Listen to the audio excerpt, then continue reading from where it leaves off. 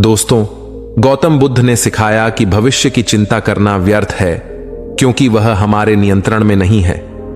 हम केवल अपने आज के पल को जी सकते हैं और भविष्य का स्वागत कर सकते हैं, उसे स्वीकार कर सकते हैं। इस बात को समझना ही हमारे जीवन को शांति और आनंद से भर देता है। हमारे जीवन में चिंता एक ऐसी समस्या है जो हमें कभी चैन से जीने नहीं देती। हम में से कई लोग किसी न किसी चीज की चिंता में डूबे रहते हैं, कभी अपने भविष्य की चिंता, कभी अपने परिवार की चिंता और कभी उन चीजों की चिंता जिन पर हमारा कोई नियंत्रण नहीं है। लेकिन जरा सोचिए, क्या यह चिंता वास्तव में हमें किसी समाधान तक पहुंचाती है, या फिर यह हमारे आज को, हमारे वर्तमान को, हमारे खुशहाल पलों को चुपचाप खा जाती है? चिंता उस भविष्य के बारे में होती है जो अभी तक आया ही नहीं है। हम बार बार उसी विषय पर सोचते हैं जिसे हम अभी बदल नहीं सकते, लेकिन हमारी यह आदत हमारे जीवन का सारा सुख चैन खत्म कर देती है। 1 घंटे की चिंता हमारे पूरे दिन की मेहनत से भी ज्यादा थका देने वाली होती है। जीवन में आने वाली हर समस्या का हल निकालने के लिए विचार करना जरूरी है, लेकिन जब यही विचार चिंता बनकर हमारे दिमाग को जकड़ लेते हैं तो यह एक मानसिक बीमारी का रूप ले लेता है। दोस्तों, हमारे जीवन में अक्सर ऐसा होता है कि हम आने वाले कल की चिंता में खो जाते हैं। हम सोचते हैं कि कैसे हमारी आने वाली पीढ़ियां सुरक्षित रहेंगी, कैसे हमारे परिवार का भविष्य बेहतर होगा। यह स्वाभाविक है, लेकिन क्या आपने कभी सोचा है कि इस चिंता से हमें क्या मिलता है? तो चलिए इसे एक प्रेरणादायक कहानी के माध्यम से समझते हैं। इस कहानी को अंत तक देखिए, क्योंकि यह कहानी आपकी जिंदगी बदल सकती है। बहुत समय पहले की बात है। एक राज्य में एक बहुत ही धनवान सेठ रहा करता था। उसके पास बहुत धन दौलत थी। एक दिन उसने हिसाब लगाया तो पाया कि उसके पास जितनी भी दौलत है, यह तो केवल उसके बच्चे तक के लिए ही पर्याप्त होगी। वह सोच में पड़ गया कि उसके बच्चों के बच्चे और फिर उनके बाद आने वाली पीढ़ियों के लिए धन की व्यवस्था कैसे होगी।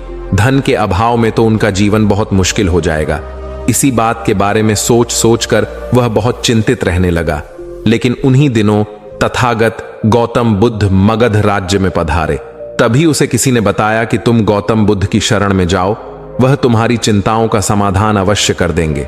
वह इंसान गौतम बुद्ध के पास जाता है और कहता है, बुद्ध, मैं चाहता हूं कि मेरे पास इतना धन हो कि मेरे बच्चे, उनके बाद उनके बच्चे और फिर उनके बच्चे, इसी तरह से अगली कई पीढ़ियां भी अगर मेरे धन का उपयोग करती रहीं तो मेरा धन समाप्त ना हो।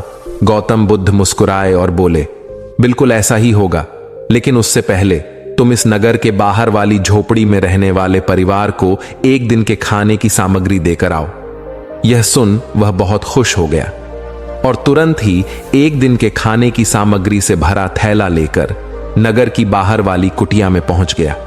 वह जैसे ही कुटिया के अंदर गया तो उसने देखा कि कुटिया के अंदर एक बूढ़ी सांस और उसकी जवान बहू है।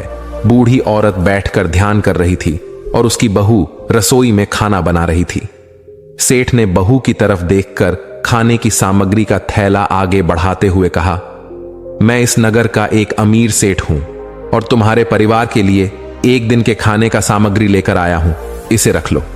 यह सुन बहू ने मना करते हुए कहा, लेकिन हमारे पास आज के खाने की व्यवस्था है। सेठ ने कहा, इससे कल के खाने की व्यवस्था हो जाएगी। उस औरत ने कहा, माफ करें, लेकिन हम अगले दिन के लिए भी यह इकट्ठा करके नहीं रखते। हम रोज के खाने की व्यवस्था रोज ही करते हैं। यह सुनने के बाद उस सेठ ने सोचा, एक ये लोग हैं जो अपने कल के लिए भी कुछ इकट्ठा नहीं करते, और एक मैं हूं जो अपने आने वाली कई पीढ़ियों के लिए धन इकट्ठा करने की चिंता में मरा जा रहा हूं। अब उस सेठ को समझ आ चुका था कि आखिर गौतम बुद्ध ने उसे नगर के बाहर वाली इस कुटिया में क्यों भेजा था। अगले दिन सुबह होते ही वह सेठ फिर गौतम बुद्ध के पास पहुंच गया और बोला, तथागत, आप जो मुझे समझाना चाहते थे, अब मैं वह समझ चुका हूं, लेकिन क्या आप मुझे थोड़ा विस्तार से बताएंगे कि चिंता होती क्या है, यह कैसे पैदा होती है और इसका निवारण क्या है? गौतम बुद्ध ने कहा, कल के लिए की जाने वाली चिंता हमारे कल को बदले या ना बदले, लेकिन वह हमारी आज की खुशी जरूर छीन लेती है। चिंता एक ऐसी मानसिक बीमारी है जो हमारे जीवन से हर तरह खुशी छीन लेती है और इसे निराश बना देती है। असल में चिंता का कोई वास्तविक अस्तित्व नहीं होता। चिंता एक ऐसा भाव है, ऐसा विचार है जो आने वाले भविष्य के डर से होता है। जिन चीजों के ऊपर हमारा कोई नियंत्रण नहीं, जिनके लिए हम कुछ भी नहीं कर सकते, उन चीजों के बारे में बार बार सोचना ही तो चिंता है। गौतम बुद्ध ने आगे कहा, जरा एक बार गहराई से सोचकर देखो कि जिन चीजों में तुम्हारा बिल्कुल भी नियंत्रण नहीं, जिन्हें तुम चाहकर भी नहीं बदल सकते, अगर उन चीजों के बारे में तुम पूरा दिन ना भी सोचो तो क्या बिगड़ जाएगा? उस इंसान ने कहा, बुद्ध, तो क्या आपके कहने का अर्थ यह है कि हम किसी भी चीज या घटना के बारे में सोचना ही छोड़ दें? बुद्ध ने कहा, जीवन में जो भी समस्या आई है या फिर आने वाली है, उसके बारे में विचार करके उसका समाधान निकालना, यह तो हमारे बुद्धि का धर्म है। लेकिन उसी समस्या के बारे में निरंतर लगातार बार बार सोचना, यह एक मानसिक बीमारी है। जब हमारा दिमाग किसी एक घटना, किसी एक विचार में अटक कर रह जाता है, उसी एक चीज या घटना के बारे में पूरे दिन सोचता रहता है, बस उसी चीज में कहर कर रह जाता है, तो ऐसा विचार हमारे जीवन से सारी खुशी, सारा चयन, सारा आनंद छीन लेता है। चिंता करने का सीधा सा अर्थ है कि जो हमारे जीवन में हुआ ही नहीं, उसके बारे में व्यर्थ ही सोचते रहना। बुद्ध ने सेठ की तरफ इशारा करते हुए कहा, आखिर सोच सोच कर तुम क्या बदलोगे? लेकिन हां, अगर तुम उसके लिए कुछ कर रहे तो जरूर कुछ बदलाव ला सकते हो। लेकिन अगर उस चीज या घटना के बारे में तुम बार बार सोचना छोड़ दोगे तो कुछ भी नहीं बिगड़ने वाला। तो क्यों सोचते रहते हो एक ही बात के बारे में? क्यों अपनी हर खुशी और जीवन के शांति को अपने ही हाथों उजाड़ रहे हो? लोग भविष्य की जिन घटनाओं के बारे में सोच सोच कर परेशान होते रहते हैं, उनमें से ज्यादातर घटनाएं तो उनके जीवन में कभी घटती ही नहीं। चिंता करने से तुम्हारी आने वाली समस्याओं का समाधान नहीं होने वाला, लेकिन तुम्हारा आज का सुख चैन जरूर चला जाएगा। तुम एक बात का अनुभव करना कि चिंता से भरा एक घंटा तुम्हें पूरे दिन की मेहनत से भी ज्यादा थका देता है। असल में जब कोई अपनी घटना वास्तविक जीवन में घट भी जाती है, वह हमें उतना दुख नहीं देती जितना हमने उसके बारे में मन में सोच सोच कर खुद को दुखी किया होता है। सेठ ने गौतम बुद्ध से पूछा, तथागत, तो फिर आपके अनुसार जीने का सही तरीका क्या है? बुद्ध ने कहा, बीते हुए कल का दूसरा नाम है पश्चाताप, उदासी, और भविष्य का दूसरा नाम है संघर्ष। अगर आज हमारे मन में कोई इच्छा है और वह पूरी नहीं होती, तो मन भविष्य की योजनाएं बनाने लग जाता है। भविष्य में सारी इच्छाएं पूरी होंगी ऐसा सोचने लगता है। लेकिन जीवन ना तो भविष्य में है और ना ही अतीत में। जीवन तो इस पल का नाम है। अगर इस पल का अनुभव ही जीवन का अनुभव है और हम यह सब जानते हुए भी अनजान बने रहते हैं, या तो हम बीते हुए समय की यादों में खोए रहते हैं या आने वाले समय की योजनाएं बनाते रहते हैं और हमारा जीवन बीत जाता है। सिर्फ एक सत्य अगर हम अपने अंदर उतार लें कि ना हम बीते हुए कल को बदल सकते हैं और ना ही हम आने वाले भविष्य को देख सकते हैं, हम तो केवल पूरे धैर्य और साहस के साथ भविष्य का स्वागत कर सकते हैं, उसे स्वीकार कर सकते हैं। तो क्या ऐसा करने से हमारे जीवन का हर क्षण जीवन से नहीं भर जाएगा? सेठ ने कहा, बुद्ध, बात तो आप ठीक ही कह रहे हैं, लेकिन कितनी भी कोशिश कर लो, चिंता तो होती ही है। ज्यादा नहीं तो घर परिवार की चिंता तो रहती ही है। बुद्ध ने कहा, चिंता होना तो स्वाभाविक है, लेकिन उस चिंता को चिंतन में बदलना हमारा काम है। चलो तुम्हें एक बात स्मरण कराता हूं जो तुम पहले से ही जानते हो। तुम्हारे आने से पहले भी यह संसार था, यह समाज था, परिवार था, और जब तुम इस दुनिया से चले जाओगे तब भी यह सब कुछ रहेगा। तुम्हारे आने और जाने से इसमें कुछ ज्यादा बदलाव नहीं आया।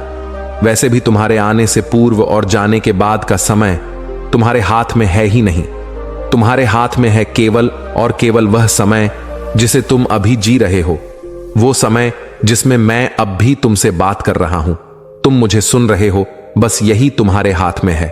और हर बार तुम्हारे हाथ में ही बस इतना छोटा सा ही एक पल आता है और फिर वह हमेशा के लिए गायब हो जाता है। तुम इस पल का क्या करोगे? चिंता करके इसे बर्बाद करोगे? मैं तो यही कहूंगा कि हर इंसान को चिंतन करना चाहिए इस बात का कि कैसे इस समय का अधिक से अधिक उपयोग किया जा सकता है, कैसे अधिक से अधिक महान कार्य हम कर सके, कैसे हम सब में आनंद बांट सके। ध्यान रखना, कि चिंता इंसान को उसकी चिता तक ले जाती है और चिंतन उसके मन को कुंदन बना देता है। सेठ ने कहा, बुद्ध, मैं आपकी बात समझ गया कि हमें जीवन को ज्यादा गंभीरता से ना लेकर इसे पूरी ऊर्जा और आनंद के साथ वर्तमान में जीने की कोशिश करनी चाहिए। सेठ ने आगे प्रश्न किया, लेकिन बुद्ध, अगर कोई इंसान चिंता से घिर चुका है तो वो इससे बाहर कैसे आ सकता है? गौतम बुद्ध ने कहा, तुम कभी किसी बड़ी सुरंग से बाहर निकले हो? कितना भयानक अंधकार होता है सुरंग के अंदर। हमेशा ही यह डर लगा रहता है कि अगर इसके अंदर फंस गए तो क्या होगा, कैसे निकलेंगे इस सुरंग से ही। लेकिन अगर ध्यान से देखें तो सुरंग चाहे कितनी ही बड़ी क्यों ना हो, सुरंग के दूसरे किनारे पर हमेशा प्रकाश ही होता है और उस प्रकाश तक वही पहुंच पाता है जो उस पूरी सुरंग को पार करके सुरंग के दूसरे दौर तक पहुंचता है। और ठीक इसी प्रकार हमारे जीवन में कई बार हम खुद को निराशा और चिंता की काली सुरंग में फंसा पाते हैं, जहां से बाहर जाने का रास्ता नजर नहीं आता और ऐसा लगने लगता है कि यह जीवन ऐसे ही समाप्त हो जाएगा। लेकिन ऐसी परिस्थिति में ठीक उस सुरंग की भांति इस निराशा और चिंता को समाप्त करने वाला आशा का प्रकाश उसे ही मिलता है, जो निरंतर आगे बढ़ता रहता है, जो लगातार प्रयत्न करता रहता है। इसीलिए अगर तुम्हारे जीवन में कभी भी उदासी और चिंता का पल आए तो रुकना मत, बस लगातार प्रयास करते रहना, तुम्हें सफलता अवश्य मिलेगी। अब तक सेठ गौतम बुद्ध की बातें समझ चुका था। उसने बुद्ध का धन्यवाद किया और वहां से चला गया। इस कहानी से हमें यह महत्वपूर्ण सीख मिलती है कि जीवन में जब भी निराशा या चिंता का पल आए तो रुकना नहीं चाहिए। हमें उस अंधेरी सुरंग के दूसरे छोर पर मौजूद प्रकाश तक पहुंचने के लिए लगातार प्रयास करते रहना चाहिए। जीवन का असली आनंद और शांति वर्तमान पल में ही है। बीते हुए कल का पश्चाताप और आने वाले भविष्य की चिंता हमें जीवन के सबसे महत्वपूर्ण पल वर्तमान से दूर कर देती है। इसलिए वर्तमान को पूरी तरह जीना चाहिए। चिंता हमारे मन की एक कल्पना मात्र है जो भविष्य की अनिश्चितताओं के डर से उत्पन्न होती है।